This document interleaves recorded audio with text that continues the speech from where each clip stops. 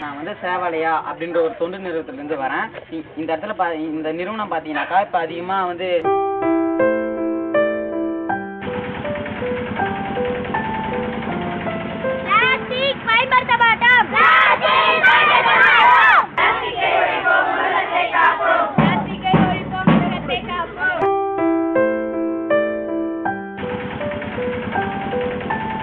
ரெண்டு வாரமாக சேவாலய உறுப்பினர் மாணவர்கள் சுத்தமாக இந்த பிளாஸ்டிக் பொருள் எடுத்து சுத்தமாக எடுத்து வச்சிருக்காங்க. அந்த பிளாஸ்டிக் கவர்லாம் நம்ம எடுத்து மேட்ல போறதுனால so much of garbage has been collected in the last 2 weeks.